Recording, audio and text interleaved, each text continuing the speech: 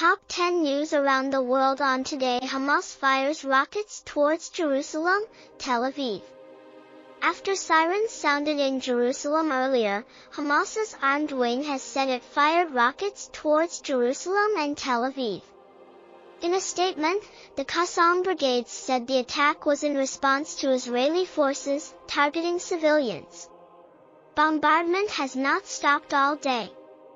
The bombardment in northern Gaza and here in the south, in Khan Yunis and Rafah, has not stopped since this morning. In the past few hours, ambulances carrying dozens of injured people, mostly children, have been arriving in Nasser Hospital in Khan Yunis. Inside the overwhelmed hospital, the situation is deteriorating. The medical staff tell us that they are at the point where they have to decide between patients, who to save and who to let go because of the lack of capacity, medical resources, and equipment. Gaza death toll rises to 2,808, Ministry. At least 2,808 Palestinians have been killed and 10,859 wounded in the Gaza Strip in Israeli bombardment, the Health Ministry says. According to the media government office in Gaza, 254 Palestinians were killed in the past 24 hours.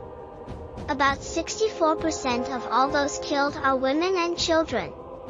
37 medical staff, including doctors, nurses, and paramedics, were killed. 24 hours of water, fuel left in Gaza before catastrophe sets in, WHO. The WHO has issued its latest warning about the increasingly deteriorating humanitarian situation in the Gaza Strip, this time saying there were only 24 hours of water, electricity, and fuel left in the enclave before a real catastrophe sets in.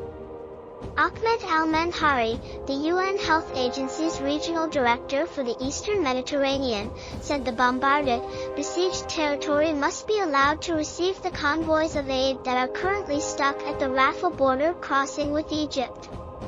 Netanyahu warns Iran, Hezbollah. Israeli Prime Minister Netanyahu has warned Iran and Lebanon's Hezbollah to not test our will.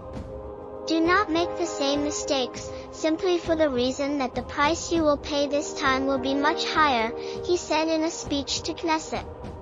Putin, Netanyahu to speak for first time since war started.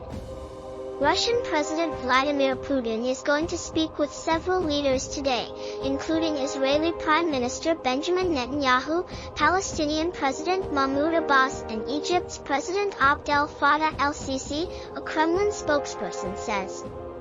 Earlier on Tuesday, Putin spoke with Syria's President Bashar al-Assad and Iranian President Ebrahim Raisi.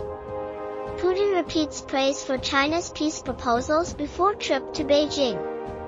Russian President Vladimir Putin has said that China's proposal for peace talks with Ukraine could become a realistic basis for a peace agreement, according to an interview with Chinese television published by the Kremlin.